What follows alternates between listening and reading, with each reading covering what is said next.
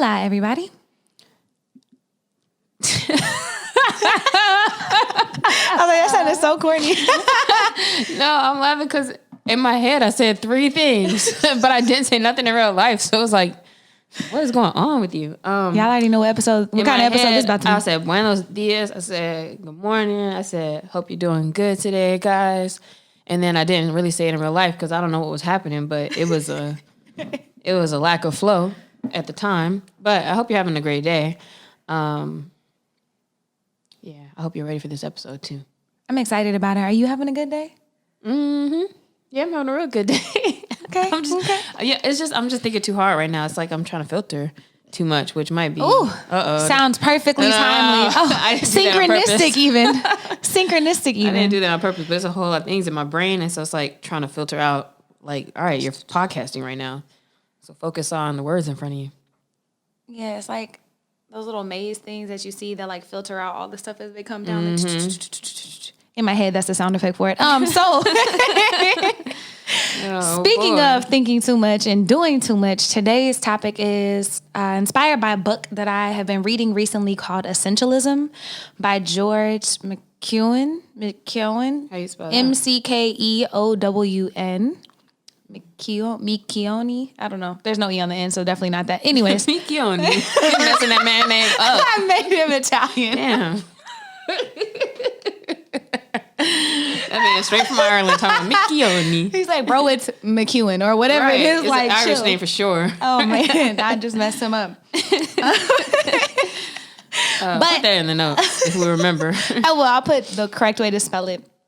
It's a book that I've had on my shelf forever, but I picked it up and it's perfect time because it is essentially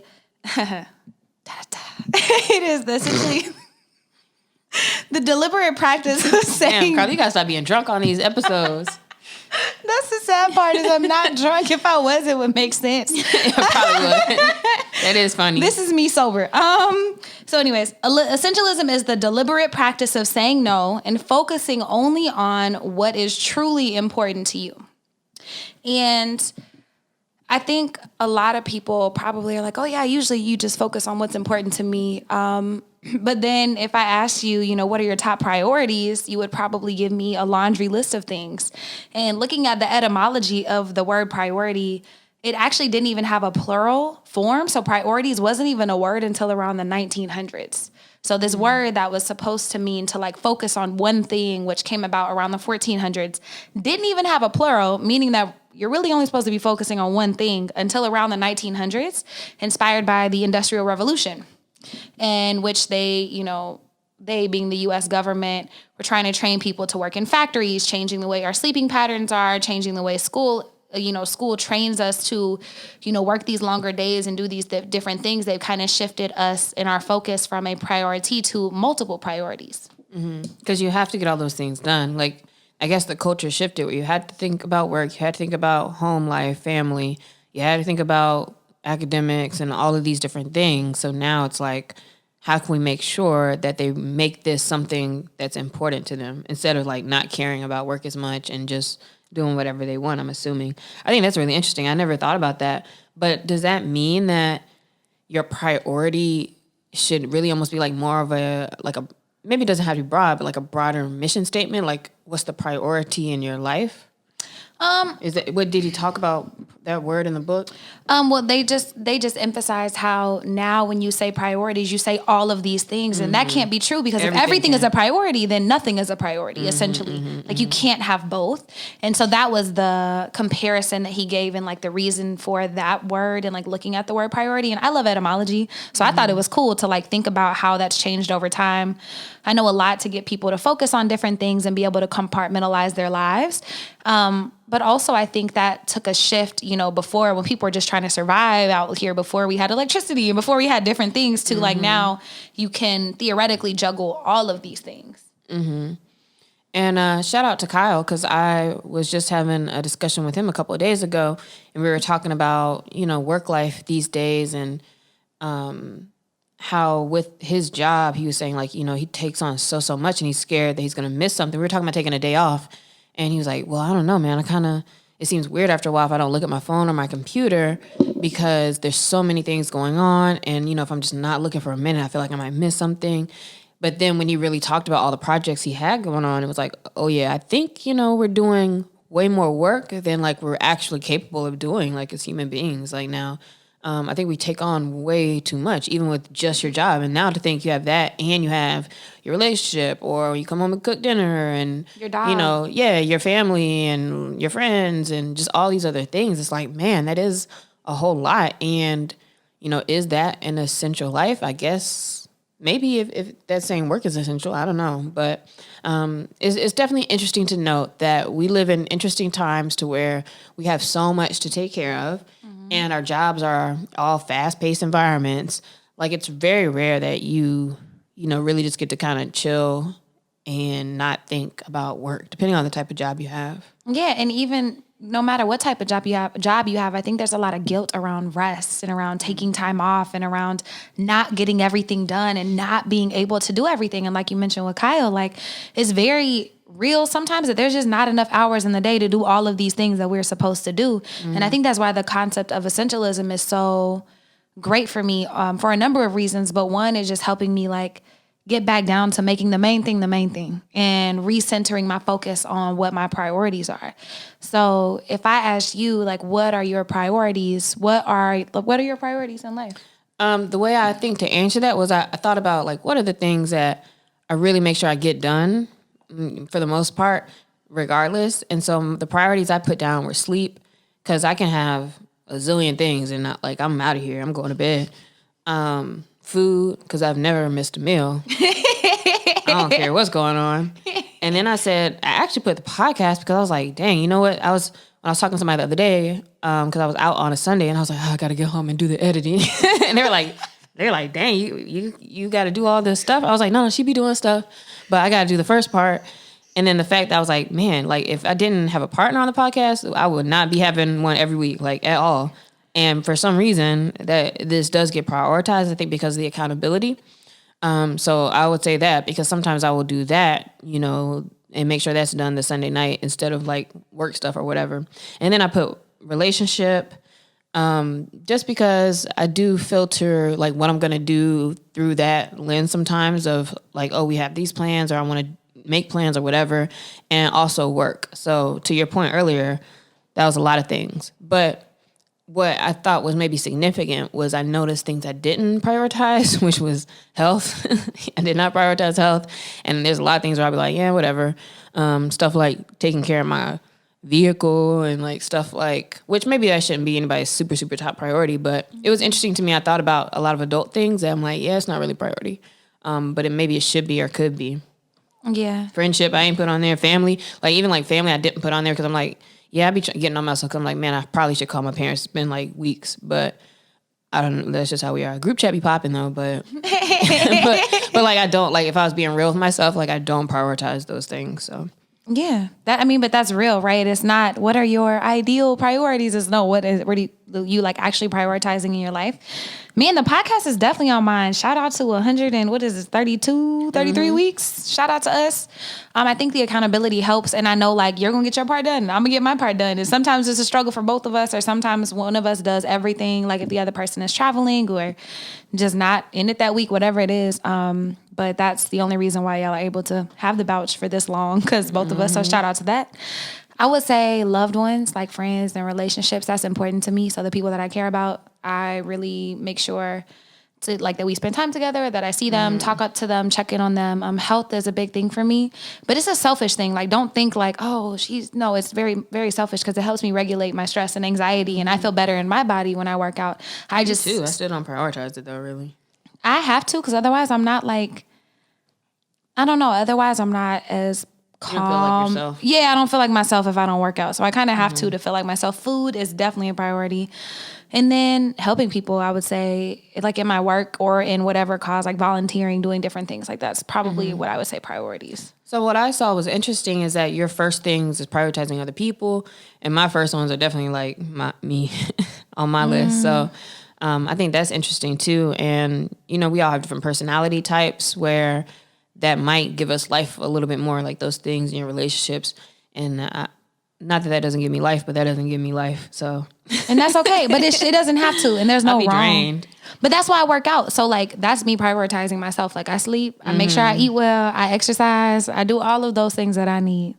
And then so when Carlie was telling me about the book and saying she wanted to talk about this topic, she said essentialism. The first thing I asked her was like, well, what does essentialism mean? Because to me, you know, I'm thinking about the obvious word, like that you focus on what's important.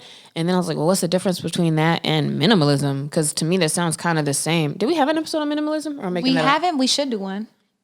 I think maybe we just mentioned, it was something we were talking about where I think we mentioned like scaling back and like just focusing on what's important. Yeah, we're talking about clearing space. We're talking about clearing space. Yeah, so this is kind of similar to that one, but you know, that's what I was asking is like, what's actually the difference between essentialism and minimalism? So can we talk about that a second? Yeah, and so because I didn't know the answer and we went to our favorite place, Google, and it's like, what's the difference between minimalism and essentialism? And it's actually essentialism is actually a form of minimalism, and it's focusing on the quality of the things in your life. So it's, yes, cutting down and being minimal, but it's focusing on the quality of those things that you have, that you choose to keep and that you choose to focus on.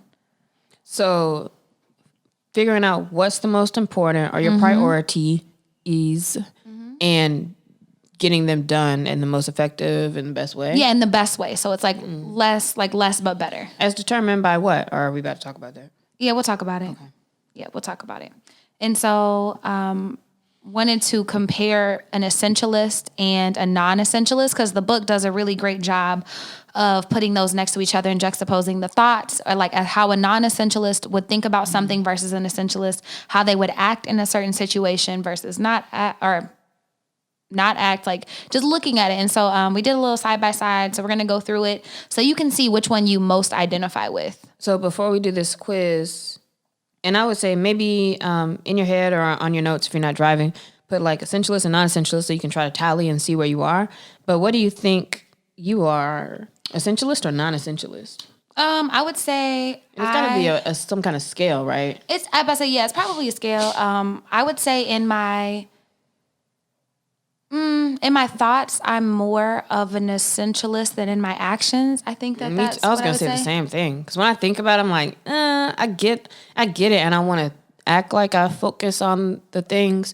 But even like thinking about like my planners and all of them, I notice most planners, like performance type planners, always kind of get you to nail down like what's the most important thing to do today, or like what's your top 3 priority type thing. And it's like I'll do that sometimes and still be like, well, let me do everything else though. Like it's weird, but it's like I get it, but I don't be doing it, so I don't know what to say either. Maybe we have to go with what our actions say we messing up. Yeah, so we'll say we want to be essentialists, but our actions are showing that we're quite. But I'm gonna tally it up from this quiz. So all right, essentialist. How do we make this a quiz though? Well, let you start it's not like a direct quiz, but I think we can read like comparison. Like Lexi will read the essentialist, like thoughts and what they actually do, and I'll read the non-essentialist. And you can just think about or little tally in your head, like, oh, identify more with that. Nah, that's not me, or whatever, your thoughts are for it. Okay, so the essentialist is all things. Oh, no, that's not right. Yep, I messed it up. Leave me alone. Wait, is the whole thing Hold on. back and forth? Yep. Oh, yep. Dang. I was about to mess that up. Hold on. I was like, I don't know. Oh, it's not gonna let me. Okay, so we know though. Yep. Okay, so I'll still be the essentialist. Yep. Okay, so the essentialist thought process is less but better, and the non-essentialist tries to be all things to all people. Real talk. That's probably I would say I'm on that side so far. So I'm gonna keep my fingers up. Okay, the essentialist thinks like I choose to. And then the non-essentialist is I have to. Damn, you got me on that again. All right. Only a few things matter. Everything is important. Oh, dang, all right. What are the trade-offs? How can I fit everything in? Damn, y'all getting me. Okay. The essentialist knows that play is important to spark imagination and creativity. The non-essentialist thinks that play is a waste of time. Yeah, I don't agree with that one. Okay. Essentialism is the disciplined pursuit of less. And non-essentialism is the undisciplined pursuit of more. Yeah, Yeah, because I'm always thinking about more of something. Okay, the essentialist does these things. The essentialist pauses to see what really matters. The non-essentialist reacts to things as they arise and is constantly putting out fires. I'm like both on that one. The essentialist says no to everything that isn't essential. Oh, the non-essentialist says yes without thinking. Yeah. The essentialist removes obstacles to make execution easy. The non-essentialist tries to force execution at the last minute. Yep. Damn. The essentialist says yes to only 9s and 10s. So if you're thinking about Only a scale, 9s and dimes. hey, so if you're thinking about a scale of like how important things are, they're only going to say yes to things that are 9 and above, like 8, 9 and above, nothing below that. The non-essentialist sacrifices sleep and rest to try to get everything done. The essentialist takes rest. The non-essentialist lets life and others dictate their time and energy, importance, and usage. And the essentialist creates space to explore life. Dang. Well, that didn't go the way I thought it was. Non-essentialist in a mug. Yeah, but it's interesting because I know in most places the essentialist is better, and yet it really, like when you really, again, going back to my planner, right? And it says put the 3 things down. When you really have this list of only like 2 or 3 things to focus on, for some reason, like it's so hard to like just do those things and block email out or people talking to you but I do recognize when I am in the zone on my work and like if I have a clean list and I like really just do one thing then go to the next, like it is much better and done more effectively. And I think it's interesting because it's like you can know something, but that doesn't actually change your propensity to do it or your actions or anything. But like you can know something thoroughly, like Mary Kay Ash, Warren Buffett, all these people have these stories about how, focus on your top 3 things. Dr. DeMartini is like, if you don't start your day with inspired action, your day will be taken away by uninspired distractions. Like, these things, and yet we still kind of find ourselves doing it. I was actually a little bit more balanced. Mine was like 7-5. No, mine was way more essentialist, but on the maybe more non-essentialist. But from the essentialist side, the taking time to play, taking time and resting, I think those are the major things I really do. Some of them I try to do and kind of do, but maybe not as much. But for the most part, when you read the non-essentialist stuff, it's like, yeah, that's what I'm doing. Like, I'm reacting for sure. Like, I know I do pause to see what really matters for the day, but then I still can spend the day reacting. Yeah. Or, like, I'll say, when you're on a call, I'm like, yeah, I could get that done. And it's like, oh, I shouldn't have said that.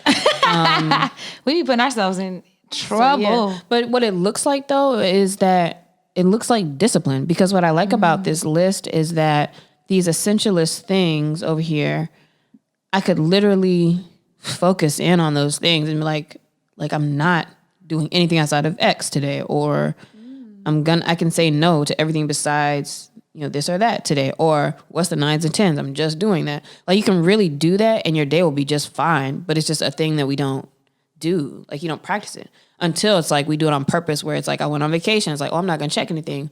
Or like I was talking about in the other episode where it's like I gave the client work over, like, okay, let the team just take care of it. I don't even need to be in the meetings anymore. And it's like, oh, everything's going fine, but you just have to do it. So I think it's just a discipline thing and a practice. Mm-hmm. And does that, like, looking at the thoughts and the actions, do they differ like in any different areas of your life? Like, do you find yourself being an essentialist more in certain areas or not?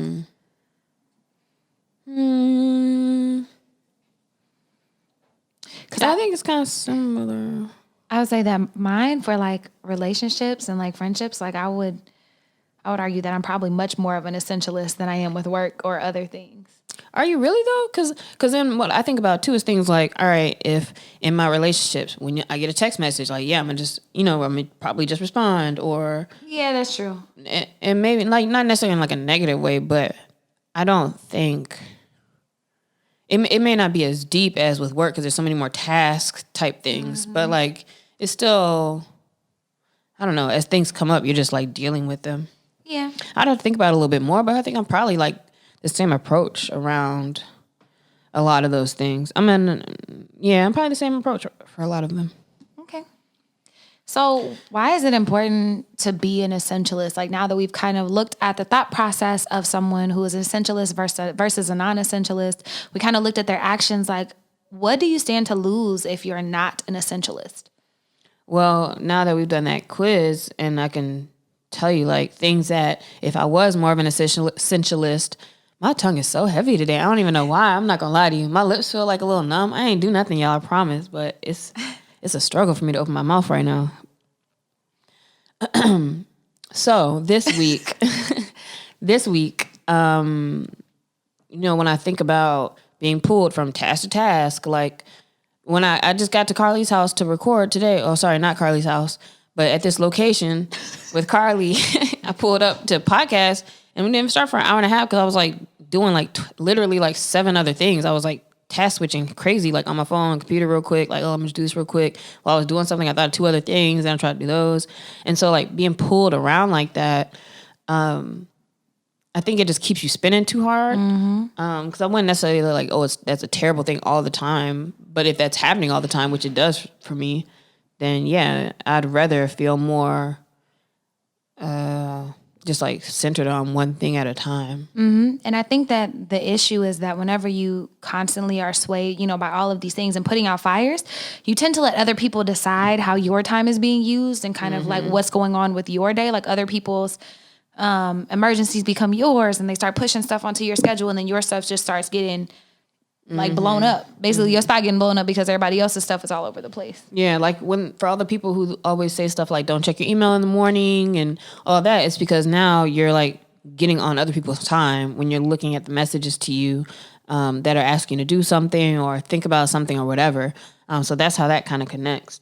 Another thing I would say is there's less sense of purpose in your work and relationships if you're not an essentialist, because it's hard to feel like you're focused in on a thing or on a purpose or on a priority. And so you're just kind of like always going with the flow.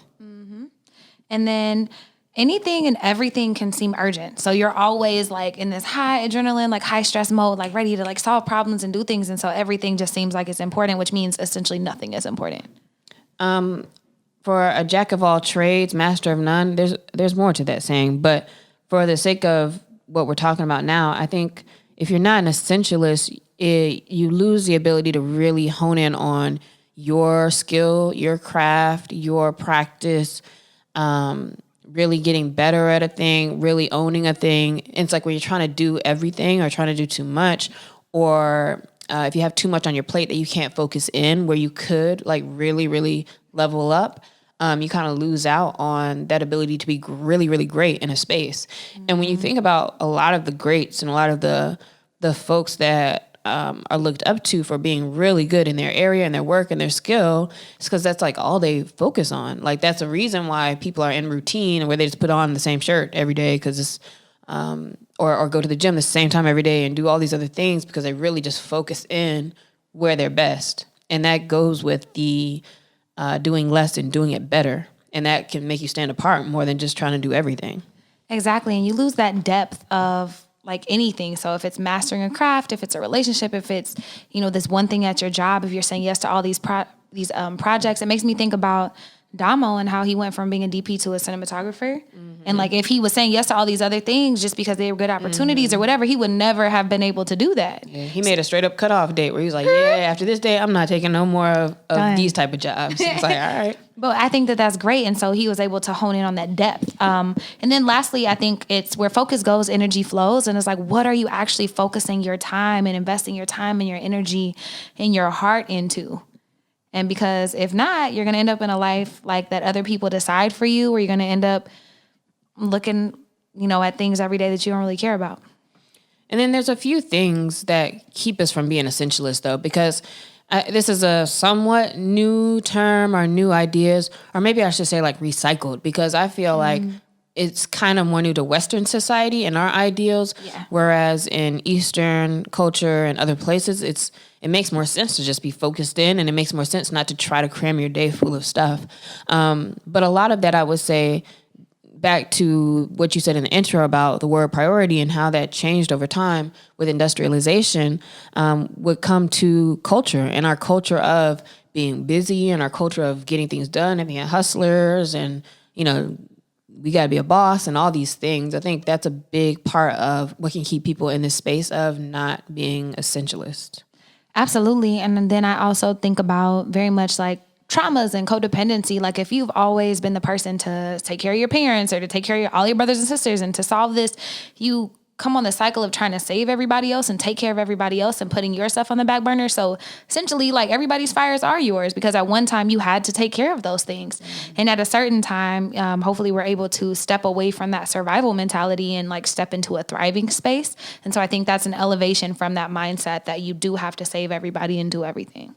And your ego can also be something that keeps you from being an essentialist because you want to be that person who's like getting everything done, or you want to appear a certain way to folks and, whatever, going back to that episode about your identity, like whatever's important to you, like you want to be seen as, you may be doing a lot in that space because you care about how you appear. And you're not really focused on like what's essential for you to really get done. And then going back to this hustle culture, also these like superficial versions of success. Like if you haven't defined what success looks like for you, then you will definitely spend your time trying to live up to other people's versions of success, which will keep you lost in the sauce. Yeah. So we've been spending this whole time, talking about what it means now to be an essentialist and why it's important. But, going back to the idea of discipline and like, oh, you just got to do it. Like, how can we really incorporate some things? How can we really like trim the fat? Like, what do you start doing to be more of an essentialist if you want to do deeper, better work or better focus on whatever the thing is? I think you can start with asking yourself questions. They had a couple of quotes, and I won't read them all, but I'll read some highlights before I go into the questions because I think it's important. But only once you give yourself the permission to stop trying to do it all, to stop saying yes to everyone, can you make your highest contribution towards the things that really matter. And I'll put in parentheses for that by me, for you. Like not to anybody else, but just for yourself. And then they clarify that essentialism is not about how to get more things done. It's about how to get the right things done. And it doesn't mean just doing less for the sake of doing less either. It is about making the wisest possible investment of your time and energy in order to operate at our highest point of contribution by only doing what is essential. And I think that that's the difference between essentialism and minimalism, is like really boiling down to how can you operate at your highest self and only in what's essential to you. Okay. So here's some questions to ask yourself. 3 questions. What do I feel deeply passionate about or inspired by? That can always be a kind of a cue as to where you can focus in. What am I particularly talented at? And what meets a significant need in the world? This to me sounds like for folks who it's hard to think about themselves and like what they like, to also think about what other people would say about those things. Mm-hmm. What do other people ask you about? What do they think your expertise is? That usually is a reflection on what you actually show. Absolutely. And then if you add what can you be paid for also into that, then those are the 4 questions of the Ikigai. Did I say? Ikigai. Damn. I looked it up and everything. The Ikigai, which is Japanese for your life's purpose. So those are like the 4 questions. There's like 4 little circles in this Venn diagram to look at those things. Another question is, if you could do only one thing with your life right now, what would you do? That's so hard just to even answer too, because, and maybe it's because we're not essentialists anymore, like socially, because anytime somebody says something like that or asks that, it's like, okay, like I'm chilling, I guess. I don't, like it's hard to answer that. What one thing would you do? It's like, I don't know. And then I get anxiety like, man, but I don't just want to do one thing. Like what does that look like? And then thinking about what you're doing right now. And is this the very most important thing I should be doing with my time and resources right now? Now that's the question for you. Because that'll be like, nah, but I'm going to get this done first. Yeah, it's really, let me finish the questions. The next one, because this goes with it. What's important now? So after a moment of reflection, realizing that until you know what's important right now, what was important right now was to figure out what was important right now. Yeah. Yeah, that's true. And so that is important, is that am I focused on the most important thing, and what is that thing? At the top of your day, like that's a hard question to answer sometimes, especially if you have a lot of tasks, different clients, different responsibilities, family, all these things. It's like, man, what is the most important thing to get done? Especially when you have these complex type tasks that you have to break down into other things anyway. And so something to chip at, it's harder to usually attack those things because you don't have a clear vision of like what each little step is. But I think that's part of it is like, all right, if I'm going to focus in on a task or on a thing, making sure that that's like the first thing you attack at the top of your day or whenever is like your brain time, because that's different for everybody. And as always, it's starting with yourself, asking yourself those questions. And then once you hone in a little bit, you can look at, I was reading some more articles and stuff about the book, and there were 4 E's to help you start practicing essentialism in your life. So asking questions is one, and it goes right along with the first step, which is exploring. So considering a broad set of options. And in the book, it talks about how essentialists actually look at more options than non-essentialists because they want to make sure they're making the right decisions. So they're not just taking the things that are readily available to them. They're doing research. They're looking at different things to hone in and figure out what is actually the most important. But options of what? Like what to focus on? Or like once you have a thing, like let me explore the options, how to attack that thing or what? I mean, I think both. So if you're trying to figure out what the main thing is or what is the most important, you might look at a whole array of options and spend time. But then once you focus in on that, like what pieces? Is that kind of similar to the idea of, and something I experience often is when you have something that's so important now, whether you waited to the last minute, which is usually what it might be, and or it's like, oh man, like I have to figure this out because of whatever's going on. It's like all of a sudden it's like you just like all these ideas and like all this, it's like all of a sudden it's important enough that you're really like thinking like, what can I do? What can I do? What can I do? What can I do? And like everything starts coming together. You get like interesting ideas or whatever. Is that relevant to that maybe? I think so. I think that might give you a sense of like kind of what's important or kind of somewhere where you could look, but also focusing and noticing that sometimes that might happen with things that aren't the main thing and can kind of just let that go. That's true too. But usually like by the time I get in a state of emergency, it's like, that's the last minute or like, that's what I have to do right now. And I think that is probably one of the biggest benefits of essentialism is it gets you out of that state of emergency so you don't have to operate from there. Mm-hmm. Yeah. Another thing is not saying yes just because someone asks you. So in this explore category, say it's okay to say no. Like, and you don't have to have a reason either. If somebody asks, hey, do you want to do something? Or hey, do you have XYZ that I can use or something, like whatever it is, just practice saying no sometimes. So that you can focus on what you got to do. Mm-hmm. And if it's hard for you to, because it is scientifically proven that it's hard for humans to say no. That's why a lot of sales tactics like ask you to do things in the way that they do, or salespeople approach you in the way that they do, or those people who stand outside on the sidewalk and try to get you to sign things. But you could say, if it's a friend asking you, hey, you help me with this project. Like, actually, let me look at my calendar. I'll get back to you tomorrow. Like, give yourself 24 hours to think about it because it's a lot easier to say, I looked at my calendar, I'm busy. Or actually, like, I thought about, like, will this activity or effort make the highest possible contribution towards my goal? And if it does, you can say yes. Mm-hmm. The other E is evaluate. And this includes things like the following. Knowing life is full of gray areas, especially for friends, fam, and causes that you care about.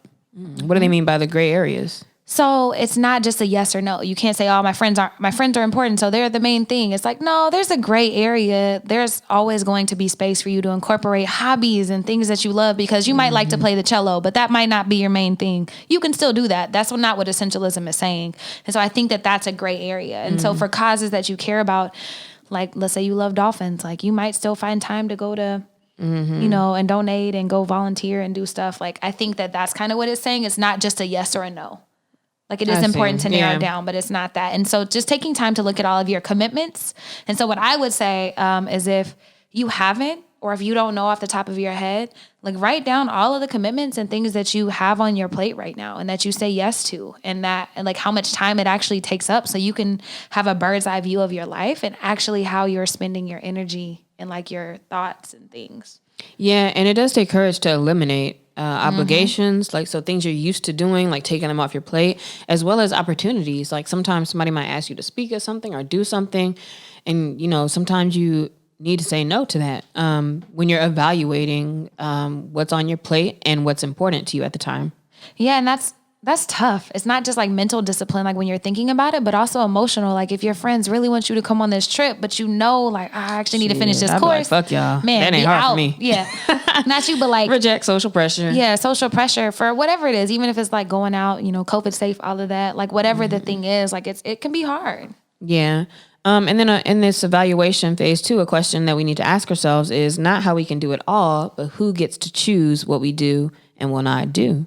So it needs to be you. You need to be the person who's choosing what you do, and not be pulled in different directions. And I think that's a good way to like reframe. Like when we said earlier in the quiz, like, are you a person who's like, oh, I have to do a thing, versus what we said before, like getting to versus choosing to, that really gives you your power. So when you say like, oh, I'm choosing to do this and I'm choosing not to do that, I think that's probably a more powerful way to speak and think about your schedule and what you got to do. Absolutely. And anytime you find yourself, I think it's, I don't know if it's indicative language. I got to remember. I was listening to a podcast, but they were saying anytime it's like should, ought to, have to, must. Like if you, any of those it's already words, negative. It's already something that you don't want to do or that you feel guilt or shame or whatever it is around that. And so it's just making sure that you're choosing how to direct your own time and energy. And anytime you're like, man, I really should do this, knowing damn well you don't want to do it, just say no. Like, okay, it feels better too when you do that. Oh like, my God. Instead of being like, man, I should keep going or whatever, and be like, yeah, I'm good on this. I'm about to watch this movie. Like, and you be straight. You be good. You just have to straight. actually have the courage to make that decision. And I think that's a little bit of emotional pressure too. Like you don't want to let people down. You don't want to hurt nobody's feelings. But baby, you can't hurt your own feelings. Fake working anyway. Like you ain't doing nothing. You ain't doing it right. And it's just like, nah, I'm good on this. Yeah, that makes a big difference. Another thing to do is eliminate, which I guess is the major piece of this. Choosing and focusing in on what you think is the most important and then eliminating the rest. So once you decide which activities and efforts you want to keep, essentialists will invest the time saved in creating a system and removing obstacles that make execution as easy as possible. So back to making our systems. I was about to say, yeah, I'm a big up Lexi on that one because she's been doing a great job of that with the Bouch, but especially with her company. That's how she's been able to grow and do different things. So check out Cap Soch if you haven't lately. And then eliminate. So instead of thinking as like elimination and execution as something that has to be powered through, it's like creating a process and creating that system that makes the process of executing like joyous and efficient, like something you actually enjoy, like trying to do it in a way that makes it as seamless as possible. And that sounds kind of silly, but I think that there is something to that. And like the more you have a system, like there's freedom in the system. We did episode on that, right? Something or did like we just that. talk about it? We need to if we so haven't. like there's total freedom in we talk about like with planning, but there's freedom in systems because like once you say like, all right, I'm gonna do this way, it's just, again, it's about boundaries. Like this is just, like I said, it's discipline. This is really all boundaries with yourself also. But when you're focused in and you're doing it this certain way, like you're actually just getting way more done. The more you get done, the better you feel about things. The more you get done, usually the better you do the things, which you feel better also. So it's kind of like getting out of that cycle of just like, always feeling like, oh man, or too much to do, or I don't want to do this. But like now it's like when you have a plan and you're attacking the plan, it really kind of spirals more in an upward way. And I love that you said setting boundaries for yourself. I think that often we think about that with other people and relationships and they have to do this and they can't do this. It's like, when's the last time you really sat down and said something for yourself? Yeah, this whole essentialism, like the more we're talking about it, this is, boundaries you're setting on where you're going to focus your time. It's your fucking life. Like, this should be the whole point, and yet we really do spend our days kind of all over the place. So yeah, man, it kind of makes you want to pick a week and like just be like, I'm only doing exactly some certain things, certain times, and see if I stick to it. Or really, I probably don't have to wait and make it a bigger deal. I could probably do that with like just your weekly planning, just actually. Because and this is kind of how I plan anyway, where I have a section of time for this, section of time for that. But like to really have the boundaries and the discipline with yourself to keep that. Is the key in like actually making it successful. And I like that it's like, eliminate obstacles and distractions, unnecessary errands, and like streamlining everything. It's like, so today I had to buy food, which took a lot of thoughts, and I had to think about what I wanted to eat, and I had to do this instead of just going grocery shopping this weekend and knowing what I was going to cook. Now I had to like sit here and figure it out and do all this, and then I'm tired. So it comes back to the decision fatigue that we've talked about. And then the last part, the last E is execute. So you explore. What is that second joint? Evaluate, eliminate, and then the last one is execute. Just do it. And so I guess that's probably our next steps on here. Yeah, come up with a plan, come up with some systems that you can try to put into place. And after you've eliminated stuff, man, once you have what's left, it's like, all right, how can I focus on those things? And then I just wanted to share a couple of takeaways and thoughts from the book, just some like high level items. So about like doing less, but doing it better. And there are trade-offs with everything. So it's not going to be greener pastures just because you decide to be all disciplined on this one side. Like there are trade-offs. Like you might have to sacrifice, something that you like for something that you love. And sometimes that doesn't feel good. You might have to say no to some opportunities that are phenomenal, but that's what a trade-off is. And it's important to remember also that everything is noise. Like everything is noise. There's really only a few things that are essential. So it's really key to like pin down to those things. And I'm emphasizing to make the highest contribution towards the things that really matter to you, you need to stop trying to do everything and saying yes to everybody. Yeah. And then the more options you have and give yourself, kind of like we talked about with wearing the same shirt every day, the more you end up feeling distracted from what could be your highest level of contribution. And also you can get decision fatigue. And even that's something in marketing. Like we know that you only give people a couple of choices. Otherwise, they're going to sit and look at things all day and then be like, yeah, never mind. And I'm done. Like I do that too. Like as soon as I walk into a store, or back in the day, like especially the stores like Marshalls and Ross, TJ Maxx, things like that, when it's like stuff be everywhere and you like, I'm overwhelmed. Well, like I'm out. Like I'm not looking through the stuff. But then you have those little shops in like West Hollywood and those brand shops where I'm also not shopping because it'd be like $200 a t-shirt. They don't say nothing, but they'll literally have a rack in there with like 7 shirts on it. And it's like, oh, like this is all I get to choose from, but that's how you win. For people who have a product-based business, or even if you're service-based, to have 1, 2, 3 process or like 1, 2, 3, 4 products and that's it. Like you're going to win much more than if you have a homepage of like 30 things for people to buy. So there's a lot of science to that, and decision fatigue is real. And so in the same way you want to be an essentialist in your life, you can help others make more effective decisions by giving them less to pull from. Absolutely. And then just emphasizing, if you don't prioritize your life, the world will, and it'll be with nonsense and distraction. So make sure you're honing in and focusing on you and what's important to you. So for this week, our question is kind of relevant to the episode, and it comes with a little picture. So I want Carlie to explain the picture first. So when you're thinking about like, what's your highest point of contribution? I've said that a few times, but it's like, what is that actually? And so the picture is a little Venn diagram. And if you're like, Carlie, what are you talking about? It's the 3 circles where there's something true about each of them in the center. So, oh man, maybe I'll post the funny meme for the picture. Okay, I don't even remember the meme, but I was dying at it. But it's like the difference between, it was like a bank robber. Oh, put your hands up. Yeah, I know what you're talking a bank about. robber, Yeah. a DJ. I was like, damn, this shit accurate as hell. It is like I was a bank looking forward to robber, that. a Makes DJ, sense. and then somebody else, and it was like the similarities between the 3. And so the point Give me your money. Like, put your hands up. Yeah. Exactly. Yeah, I was like, damn, this shit good. That shit was funny. So I'm gonna try to find it for the episode. But for this one, your 3 circles are the right thing, the right reason, and the right time. And so finding the point where all of those are true. So the right thing, the right reason at the right time, because not everything makes sense. And right now in your life, that is your highest point of contribution. And I don't expect you to be like, oh, I know exactly what that is in this moment. But I think that that's something to think of. Like, what's your highest point of contribution right now? Like, what is it, the right thing? What is that reason? And is it the right time? Well, mine, if I'm doing it right, would be kind of work related right now. And I would kind of say something around focusing on the systematization of and the essentialism of my company, which is what we've been kind of working on, like really tightening it to, okay, here's the exact process of how we do this service. Here's the exact, couple services, exactly how we do it internally, exactly what the external pieces are, so that it's just like boom, boom, boom. And really getting all it's really just stripping all that extra stuff and like, how do we just focus in on these 3 things? Mm-hmm. So kind of focusing on that whole project as in general, I would say. I like that. And I think that that's real. And right now for your business, like to scale and get to where you want to be, I think that is like huge. I would say for me, I need to finish. I'm doing I'm working with schools currently and I have this curriculum, but I created a whole model for an online version so that way I can just sell that to schools and to school districts.